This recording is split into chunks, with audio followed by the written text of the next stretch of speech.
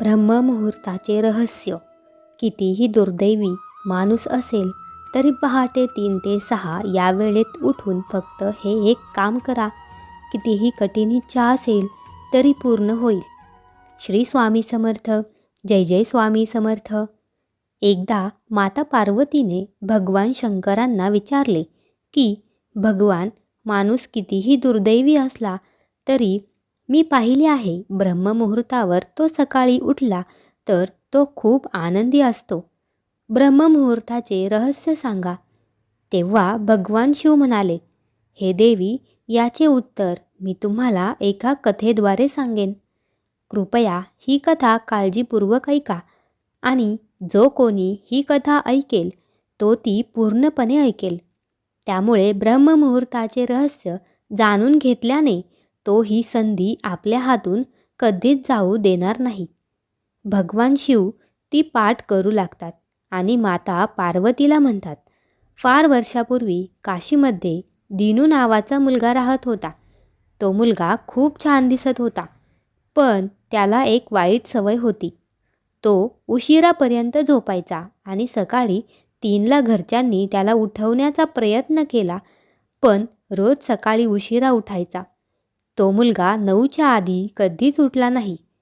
तो लहान असताना त्याच्या कुटुंबाला वाटायचे की तो मोठा झाल्यावर त्याच्या सवयी सुधारतील. पण जसजसा काळ मुलगा मोठा होत गेला तसा तसा काळ लोटत गेला. तसतशी याची सवय अधिकच घट्ट होत गेली.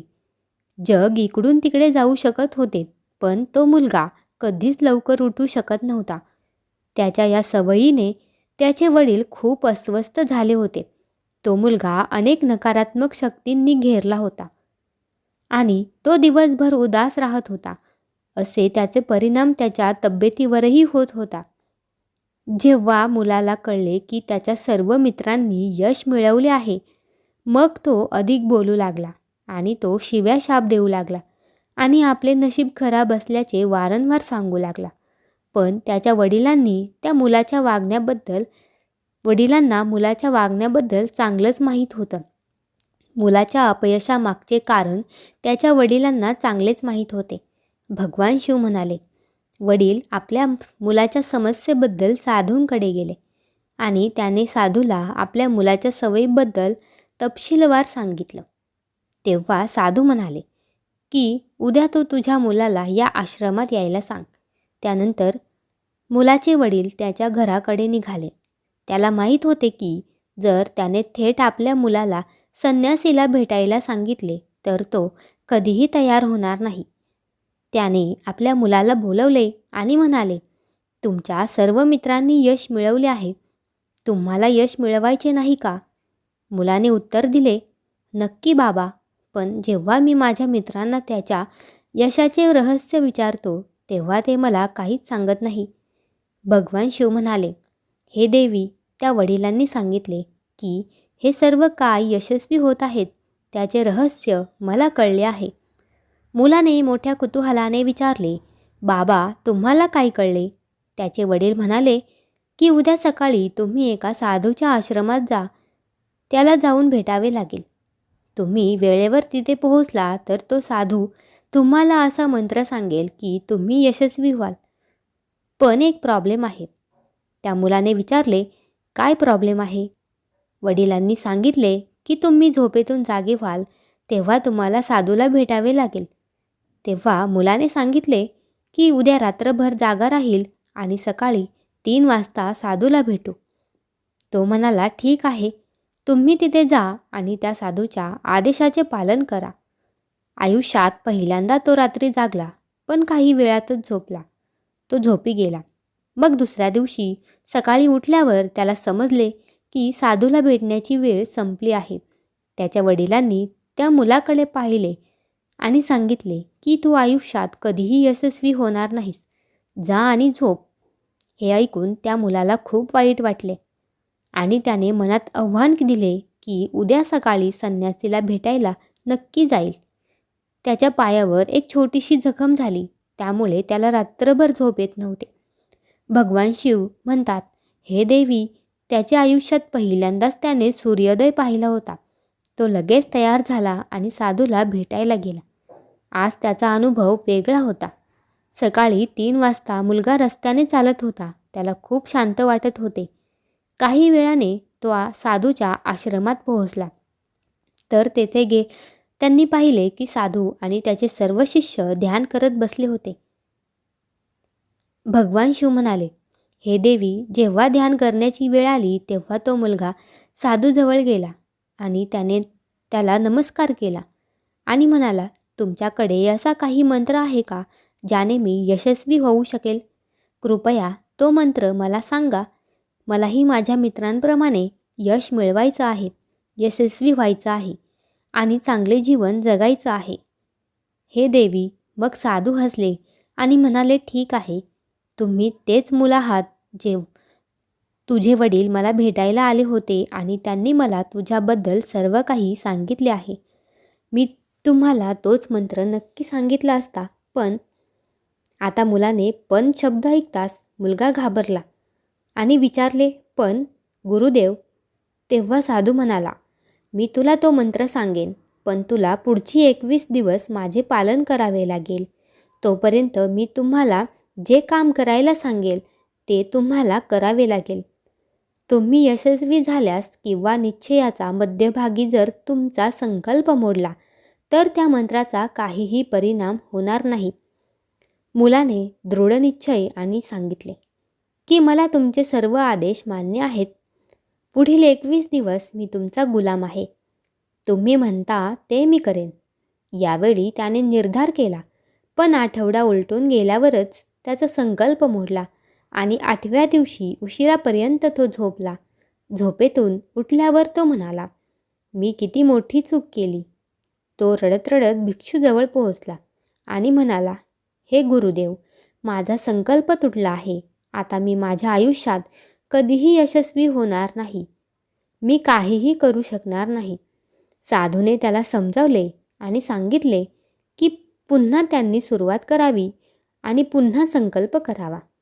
मग त्या मुलाने साधूला विचारले की सकाळी उठणे इतके महत्त्वाचे का आहे आणि इथे प्रत्येकजण सकाळी 3 वाजता इतक्या लवकर का उठतो?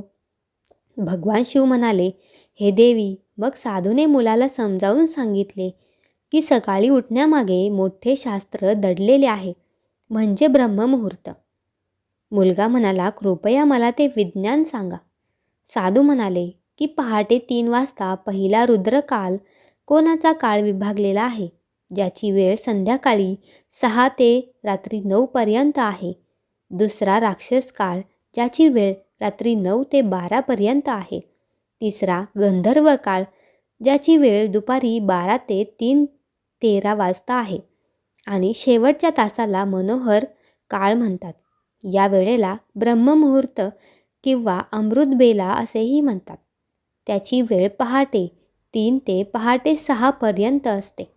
ही वेळ अशी असते जेव्हा संपूर्ण जगाची नकारात्मक ऊर्जा शक्ती निष्क्रिय स्थितीत असते आणि सकारात्मक शक्ती सक्रिय असते. ब्रह्ममुहूर्त म्हणजे देवमुहूर्त. भगवान शिव म्हणाले, हे देवी. भिक्षू पुढे म्हणाले, यावेळी देव पृथ्वीवर विहार करत असतात आणि जागृत माणसावर त्याचे सकारात्मक प्रभाव पडतो.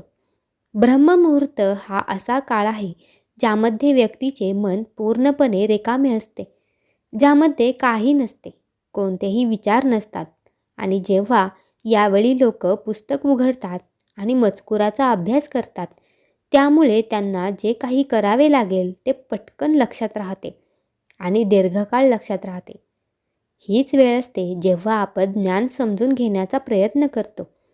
म्हणूनच आश्रमातील सर्व शिष्य आणि जगातील अनेक जाणकार ब्रह्ममुहूर्तावर जागे होतात. प्राचीन काळातील प्रकाशाचा कोणताही स्तोत्र नसल्यामुळे लोक आपला दिवस सूर्यास्ताने संपवून आणि सूर्योदयाने सुरू करायचे.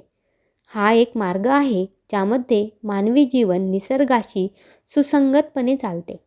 भगवान शिव म्हणाले, हे देवी. मग मुलगा म्हणाला, ठीक आहे, मी उद्या सकाळी 3 पासून पुन्हा सुरुवात करेन. ब्रह्ममुहूर्त. पण ब्रह्ममुहूर्तावर उठल्यावर काय करावे? मग साधू म्हणाले, ठीक आहे, ब्रह्ममुहूर्तावर काय करावे आणि कसे करावे ते मी सांगतो. सर्वप्रथम पृथ्वी मातेवर पाऊल ठेवण्यापूर्वी नमस्कार करून हातांकडे पाहावे आणि तुम्ही देवाचे आभार मानले पाहिजे की त्याने तुम्हाला आजचा सूर्योदय पाहण्याची संधी दिली. यानंतर दैनंदिन काम आणि अंघोळ केल्याने शरीराची शुद्धी तर वाढतेच, पण मनाची शुद्धीही वाढते. अंघोळीनंतर ध्यान प्रक्रिया. ब्रह्ममुहूर्तामध्ये ध्यानाचा कालावधी 21 दिवस असतो. ही पद्धत तेव्हा वापरली जाते जेव्हा तुम्ही कोणतीही इच्छा पूर्ण करण्याचे ठरवता. तिची पूर्तता व्हावी यासाठी अशी वेळ आहे. जेव्हा एखादी व्यक्ती आपले अज्ञानचक्र सक्रिय करते तेव्हा पार्वती विचारते, अज्ञानचक्र कुठे आहे? अज्ञानचक्र 2 भुवयांच्या मधोमध आहे. तुमची इच्छा पुन्हा पुन्हा सांगाल तर ती अवघ्या 21 दिवसात त्याची इच्छा पूर्ण होतेच. यात काही शंका नाही. मनोकामना पूर्ण होते. तुमच्या मनात कोणतीही अपूर्ण इच्छा असेल आणि ती तुम्हाला पूर्ण करायची असेल तर सर्वप्रथम ती इच्छा स्पष्ट करा आणि तुम्हाला काय हवे आहे हे ठरवा. त्यानंतर ध्यानाची पद्धत सुरू करा. ब्रह्ममुहूर्तावर अंघोळ केल्यावर ध्यान करताना शुद्ध हवा असणे आवश्यक आहे. पाठीचा कणा सरळ असावा. सुखासनाच्या अवस्थेत दोन्ही हात गुडघ्यावर ठेवून डोळे बंद करून बसावे. आपल्या मुठी बंद करा आणि 2-3 मिनिटे पूर्णपणे शांत राहा. 1 मिनिट पूर्णपणे शांत राहा. जेव्हा तुमचे शरीर स्थिर होते आणि श्वासोच्छ्वास देखील शांत होतो तेव्हा तुमचे सर्व लक्ष अज्ञानचक्रावर केंद्रित करा. या दरम्यान एक दीर्घ श्वास घ्या आणि आपला श्वास रोखून ठेवा. आपल्या मनात आपल्या इच्छेचा विचार करा. माझ्या हृदयातून इष्टदेव आणि भगवंताचे आणि गुरूंचे ध्यान करा. भगवान शिव म्हणाले, हे देवी. साधू म्हणाले, जेव्हा श्वास रोखणे कठीण होते तेव्हा हळूहळू श्वास बाहेर सोडा. नाकातून श्वास घ्या आणि तोंडातून श्वास सोडा.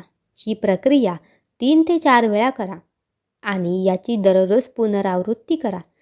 दररोज असे केल्याने तुमची इच्छा तुमच्या जागृत मनापर्यंत नक्की पोहोचेल आणि तुमची इच्छा लवकर पूर्ण होईल. अज्ञानचक्र सक्रिय होऊन आपल्या आदेशांची पूर्तता करते. श्वास रोखून धरत असताना शरीरात चैतन्यमय स्थिती निर्माण होते. तुम्ही निरुपयोगी नकारात्मक आणि वाईट गोष्टींचा विचार टाळता.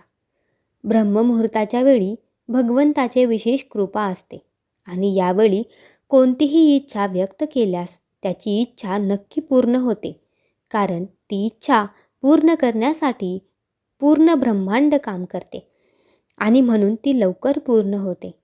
भगवान शिव म्हणाले, देवी. अशा प्रकारे साधूने त्या मुलाला ब्रह्ममुहूर्ताचे महत्त्व सांगितले. पुढचे 21 दिवस मुलाने मनापासून केले. या प्रक्रियेचा अवलंब करून तो आता खूप शिस्तप्रिय आणि शांत झाला होता. मुलाने आपला संकल्प पूर्ण करताच मोठ्या आनंदाने साधूकडे गेला आणि म्हणाला, हे गुरुदेव, मी 21 दिवसांचा संकल्प पूर्ण केला आहे. यशस्वी होण्याचा मंत्र मला सांगा. ते सर्व साधू हसत म्हणाले की गेल्या 21 दिवसांपासून तुम्ही करत असलेल्या साधना हाच तुमचा यशाचा मंत्र आहे. जर एखाद्या व्यक्तीने ब्रह्ममुहूर्तावर उठून ध्यान प्रक्रिया योग्य प्रकारे केली तर तो जीवनात कधीही अपयशी होऊ शकत नाही. तुम्हाला ब्रह्ममुहूर्ताचे रहस्य कळले आहे. आता तुम्ही त्या आयुष्यभर करा. तुम्हाला जीवनातील ध्येय आणि यश दोन्ही मिळतील. त्या मुलाने साधूचे आभार मानले आणि आयुष्याच्या शेवटपर्यंत ब्रह्ममुहूर्ताचे नियम पाळण्याचे वचन दिले. भगवान शिव म्हणाले, हे देवी, आता तुम्हाला ब्रह्ममुहूर्त काय आहे हे कळले असेल. तेव्हा माता पार्वती म्हणाल्या, स्वामी, आता मला ब्रह्ममुहूर्ताचे पूर्ण ज्ञान आले आहे. आता पार्वतीने समस्त जनकल्याणाचा हा एक सर्वोत्तम मार्ग असल्याचे सांगितले. साऱ्या सुखाची एकच वेळ ब्रह्ममुहूर्त हे बोलून माता पार्वतीने भगवान शंकरांना नमस्कार केला. श्री स्वामी समर्थ. जय जय स्वामी समर्थ. व्हिडिओ आवडला असेल तर व्हिडिओला लाईक करा आणि शेअर करा. धन्यवाद. आणि चॅनेलवर नवीन असाल तर चॅनेलला सबस्क्राईब करायला विसरू नका.